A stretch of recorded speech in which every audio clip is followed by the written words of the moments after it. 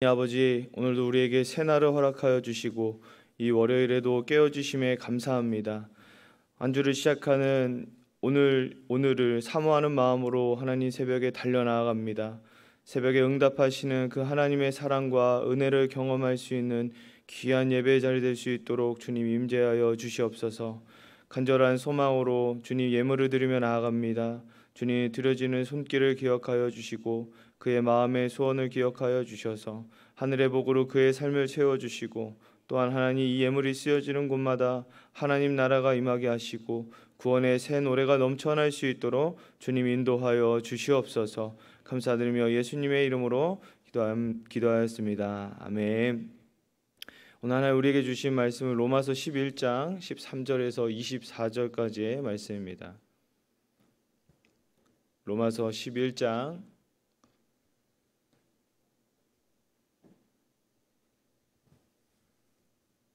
13절에서 24절까지의 말씀, 저와 한 절씩 교대로 봉독하도록 하겠습니다.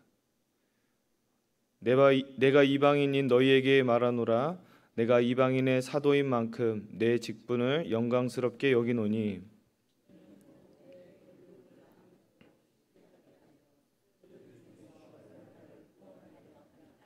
그들을 버리는 것이 세상의 화목이 되거든 그 받아들이는 것이 죽은 자 가운데서 살아나는 것이 아니면 무엇이리요?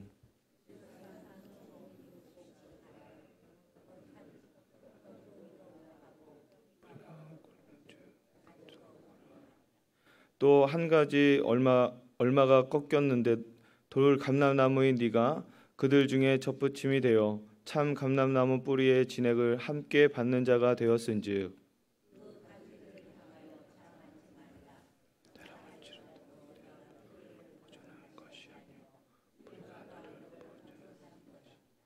그러면 네 말이 가지들이 꺾인 것은 나로 접붙임을 받게 하려 함이라 하니니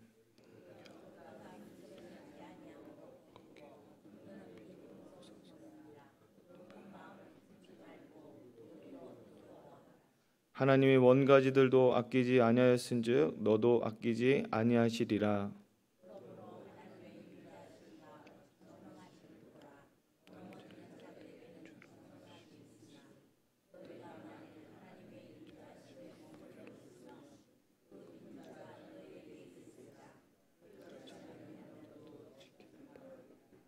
그들도 믿지 아니하는데 머무르지 아니하며 접붙임을 받으리니 이는 그들을 접붙이실 능력이 하나님께 있음이라.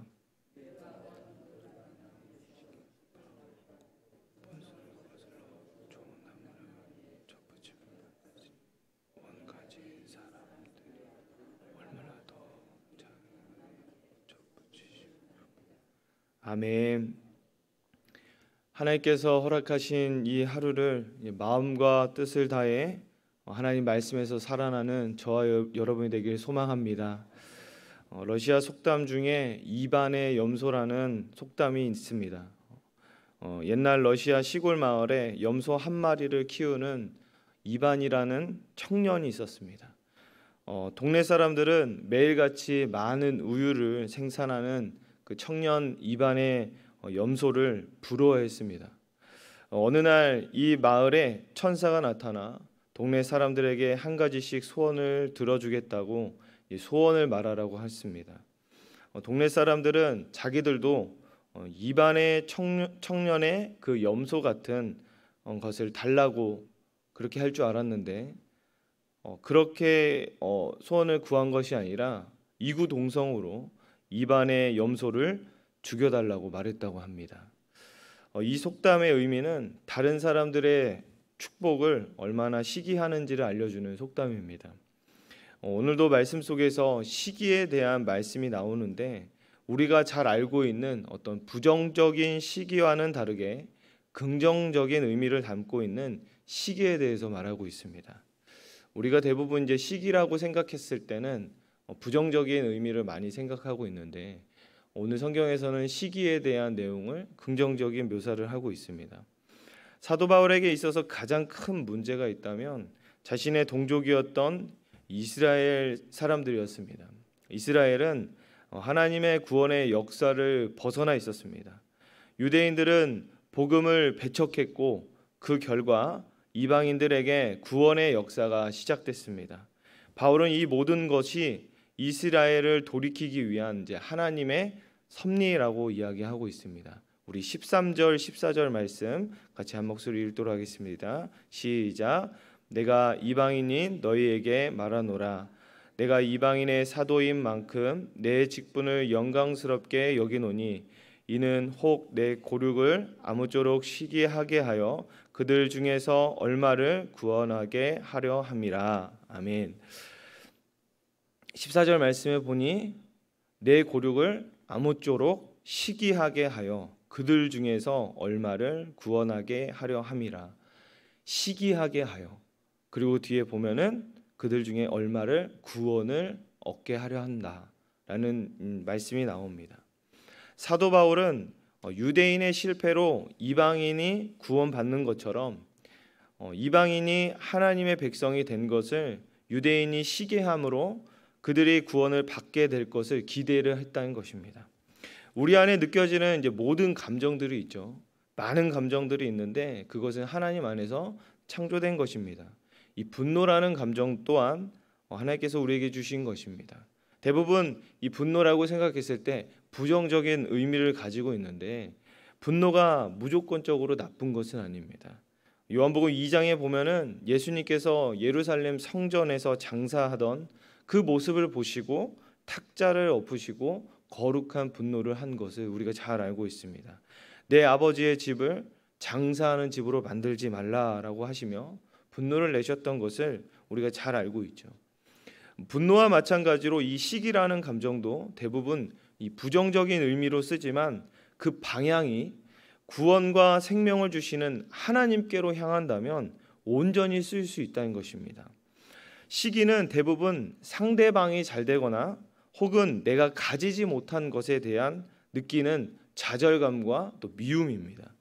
그것을 특정 대상이나 상대에게도 흘러가지 않고 상대방을 통해 내가 가지지 못한 이 거룩함과 주님의 친밀함, 그것을 발견하고 나 또한 그것을 얻기 위해 하나님께 나아간다면 시기하는 마음도 구원과 은혜의 통로로 쓰이게 된다라는 것입니다. 신앙생활을 오래 하다 보니 항상 경계해야 될 것이 있다면 마음에 어떤 예배의 감격이나 어떤 예배를 들을 때 감동이나 하나님을 향한 그 사모한 마음이나 그런 것들이 반응하지 않는 것에 대한 고민이 듭니다. 청소년 수련회 때 그것을 처음 느껴봤던 저의 마음이 있었는데 평소에 기도도 제대로 하지 않던 그 좀 흐리멍텅한 친구가 한 명 있었는데 갑자기 이 친구가 하나님을 사모하는 그 마음을 보고 기도하는 그 모습을 보고 찬양할 때도 너무 뜨겁게 하는 그 모습을 보고 제가 정신을 차렸습니다. 왜냐하면 그 친구가 하나님께 매달리는 그 모습이 저에게는 너무 도전이 된다는 것이에요.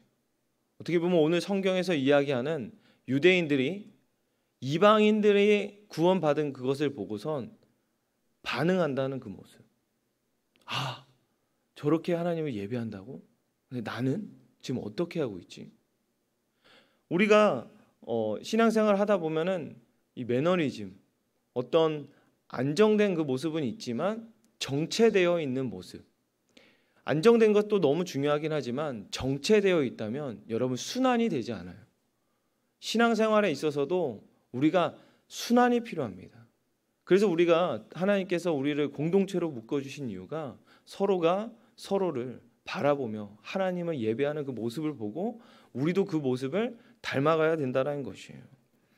여러분, 하나님을 알아가며 하나님에 대한 믿음을 더 사모할 때 그 안에 우리에게도 선한 욕심이 필요합니다.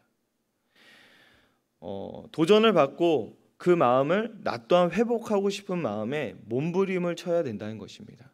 그런데 그러든지 말든지 관심도 없고 감동도 없고 감격도 없고 이 정체된 신앙이 가장 무서운 거예요.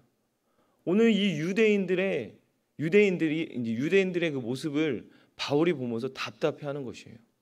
그들은 구원을 받았다고 생각하고 정체되어 있는 거예요.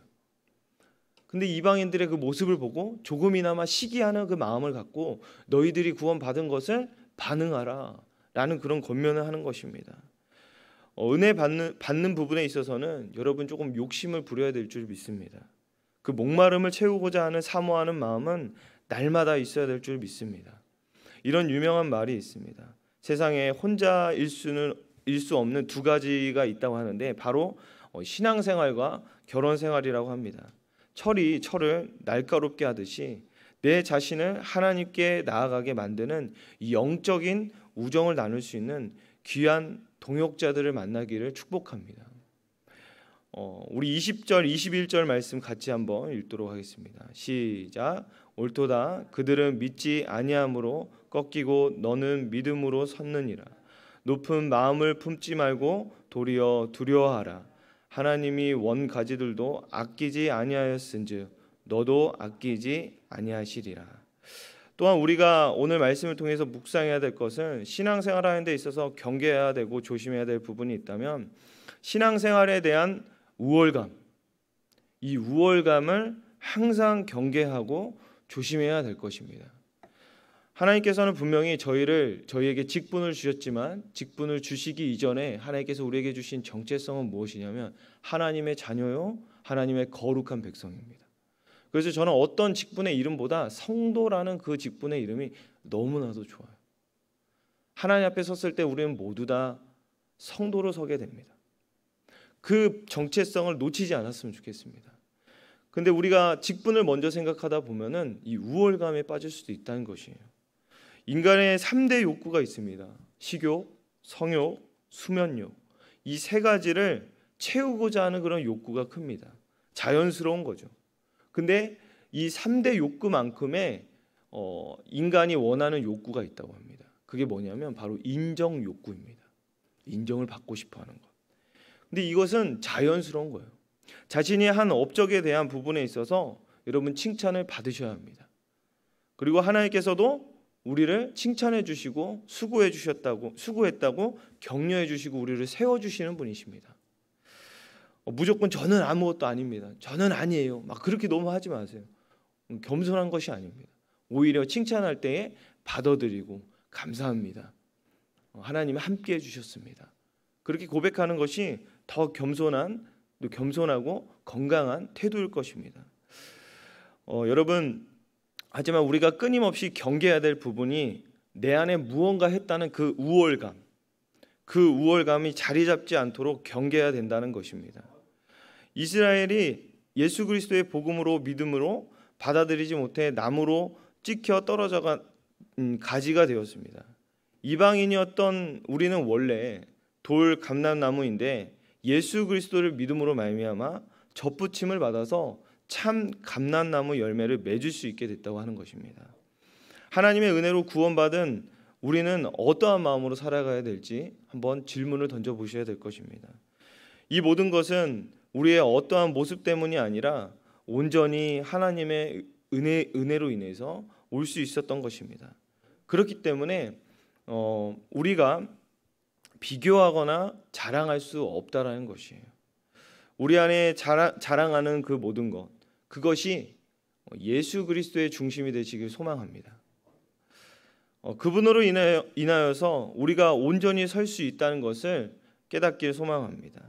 교만한 마음 대신에 오늘 우리가 더 가져야 될 부분들은 두렵고 떨린 마음으로 22절의 말씀처럼 하나님의 인재하심이 거하여서 그분의 뜻대로 살아가야 될 것입니다. 하지만 이것이 말처럼 쉽지만은 않습니다. 24절의 말씀처럼 우리들 마음에 여전히 돌 감람나무 마음, 즉 이방인의 본성이 남아있기 때문에 우리의 우월감을 나타나고 싶을 때가 있어요. 특히 우리나라는 여러분 유교와 불교, 어떤 사머니즘의 같은 무속신앙, 그게 문화에 깔려있기 때문에 그 풍습이 있기 때문에 우리가 교회를 다니고 예수님을 믿는다 하더라도 어떤 분들은 손 없는 날에 이사를 가야 된다고 또 점을 보러 다니는 모습들도 보게 됩니다. 우리들의 모습의 선택에 있어서 하나님의 말씀이 기준이 되시길 소망합니다. 오늘 살아가시는 데 있어서 주님의 은혜로 우리가 참 감람나무에 이 접붙임이 되었으니 구원을 베풀어 주신 그 은혜에 당연한 태도가 아니라 두렵고 떨림으로 또한 감사함으로 겸손함으로 구원을 이루어 가시는 저와 여러분 되길 소망합니다. 말씀을 마치면서 우리가 신앙생활을 오래 해왔지만 한 주 한 주 하나님 앞에 나아갈 때 또 예배의 자리에 나아갈 때 항상 경계해야 되고 긴장되는 것은 하나님께서 주신 그 구원의 그 감격이 사그러들까봐라는 그런 좀 고민이 들 때가 있습니다. 예배는 분명히 여러분 하나님의 감격이 있는 자리며 하나님께서 우리에게 주시는 감동이 있는 자리입니다. 그러기 위해서는 어떻게 해야 될까? 이제 저도 많은 고민을 하는데 사모하는 마음으로 나아가야겠다. 하나님께서 오늘도 나에게 어떤 말씀을 주실까? 그런 기대감으로 나오는 발걸음이 된다면 오늘 성경에서 이야기하는 두렵고 떨린 마음으로 지속적으로 구원을 이루어가는 우리들의 삶이 될 줄 믿습니다. 우리 시간 다 같이 찬송가 273장 통일 찬송가로는 331장 나 주를 멀리 떠났다 다 함께 찬양하도록 하겠습니다.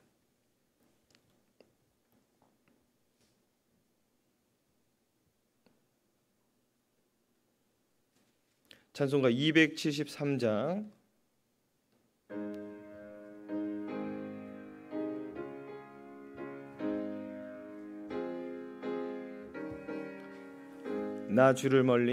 나 주를 멀리 떠났다 이제 옵니다 나 죄의 길에 시달려 주여 옵니다 2절 합니다 그 귀한 세월 보내고 이제 옵니다 나 뉘우치는 눈물로 주여 옵니다 나 이제 왔으니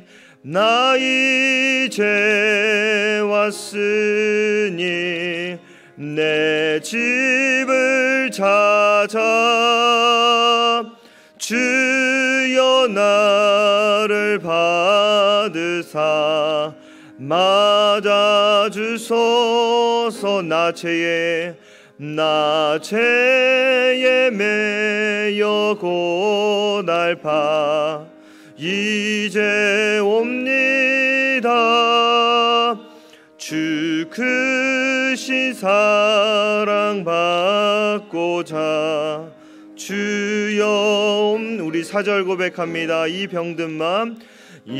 병들 맘을 고치려 이제 옵니다 큰 힘과 소망 바라고 주여 옵니다 나 이제 왔으니 내 집을 찾아 주여 나를 받으사 맞아주소서 나 바랄 것이